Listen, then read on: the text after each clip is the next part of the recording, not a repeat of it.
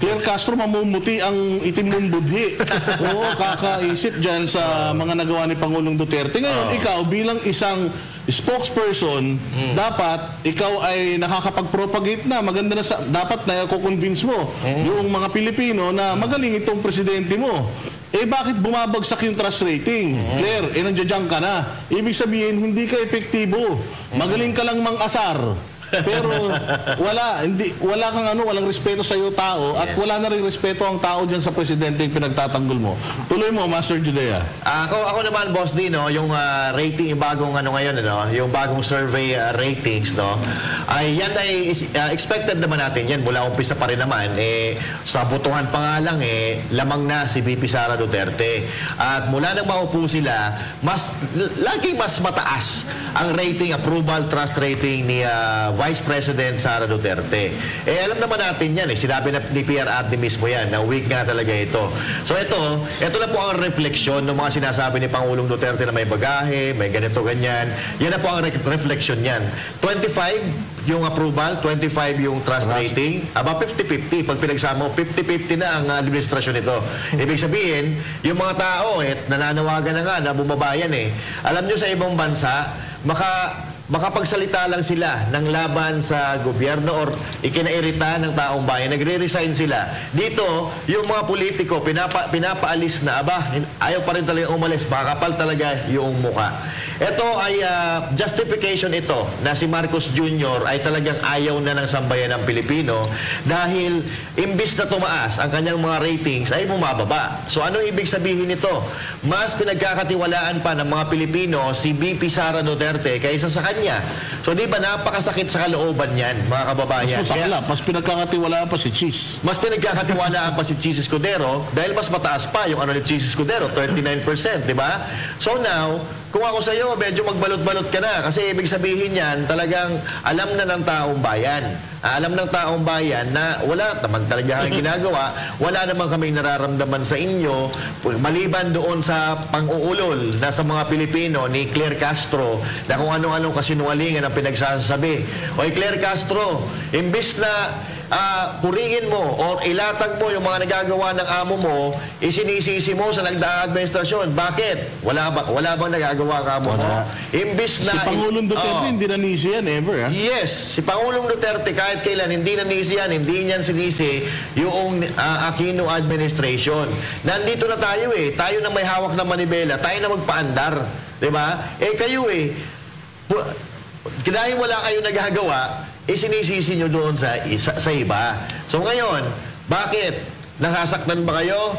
Unang-una.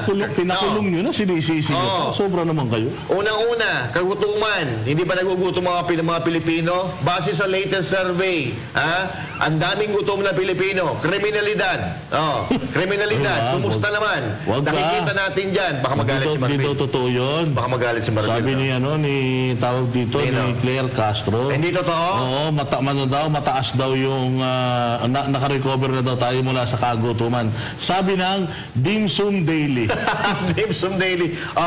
Criminality yung mismong spokesperson ng PNP inamin na talamak talaga ang kidnapan sa 2025. So ano isasagot mo doon?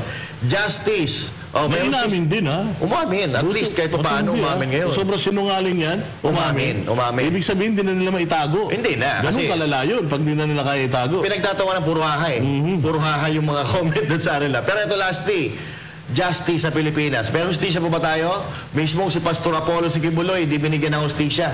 Diba? Napakasaklap ng ginawa sa Kingdom of Jesus Christ. First time in the history of the Philippines na isang sambahan, nilusob, ginawang command center ng mga kapulisan. Samantalang pag may gera, iniiwasan na patamaan ng bala ang mga simbahan, mga moske, o ano pang mga bahay dasalan. Pero dito, sa administrasyon na ito, dito natin nakita ang kauna-unahan. Pang Guinness Book of World Record talaga. So, ito nga presidente natin ito yung dapat bigyan ng Guinness Book of World Record na the most ha-ha-ha in the history of the politics. Nakakatawa. Oo, di ba? Partner Jay, ano masasabi mo? Kahit pagsamahin yung grade, yung grado ng dalawa magpinsan na Tolonges, mas malaki pa rin yung mas malaki pa rin yung Kay BP crush rating ni BP Sara. Wala na, finish na. Tsaka, naku, nakakaawa naman dito si Martin. Ano pag pinagsama mo Si yan, Jay? Martin Romualdez. 39 lang yan. Kasi, biruin nyo, si Martin Romualdez, sira ang kanyang pangarap dito na maging Prime Minister ng Pilipinas. Prime Minister, 14%. Galing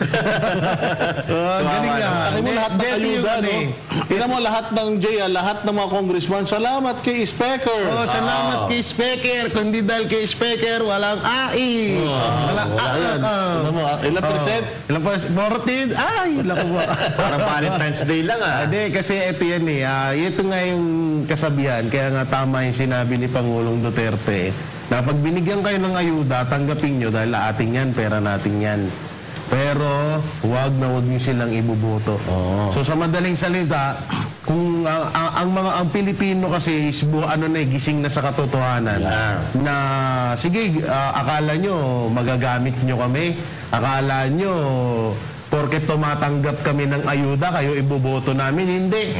Nakatutok pa rin kami sa 10 Duterte senatorial candidate. Yan pa rin yung iboboto namin. At yan, kita nyo kasi malaking sampal sa mukha nila na sila, pinupuntahan sila ng mga tao dahil sa ayuda.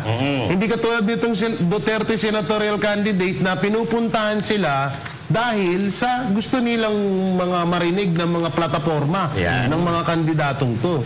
At dito pa lang sa ratings na to, ito nga yung sumisimbolo na itong mga Pilipino ay gising na sa katotohanan na hindi talaga lahat ay madadala na sa ayuda.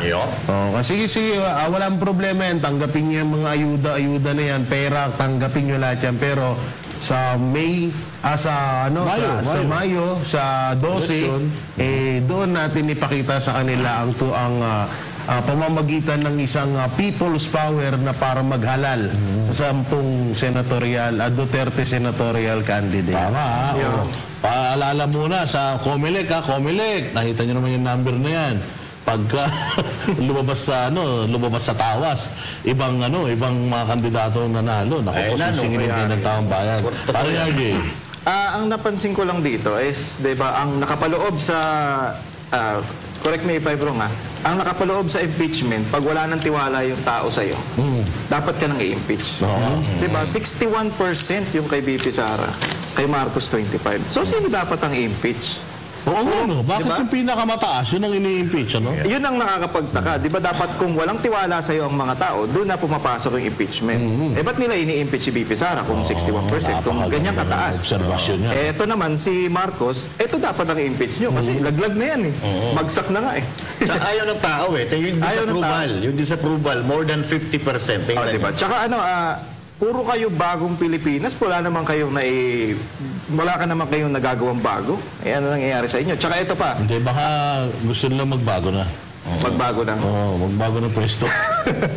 Tsaka, pansin ko, ang trabaho ni Claire, di ba, dapat, kung may pinangako ang Pangulo, siyang magbabalita na kung natupad na yung ginawa ng Pangulo o yung mga nagawa ng Pangulo, siyang maghahatid lang sa taong bayan.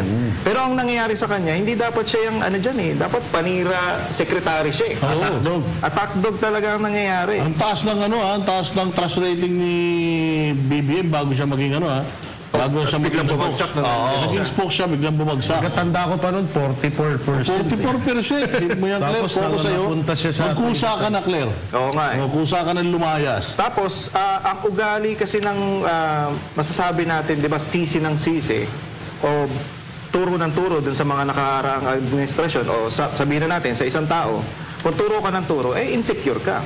Siguro insecure kayo kay Pangulong Duterte kaya lagi niyong binabato. Kaya nga sabi nila, di ba, pag nakaturo ka na ganyan, di ba, tinuro mo. Ilang daliri yung nakaturo pabalik sa'yo. Di ba, 3 daliri yung nakaturo pabalik sa'yo. Kaya, totoo yan, mga mga pamahiin na yan.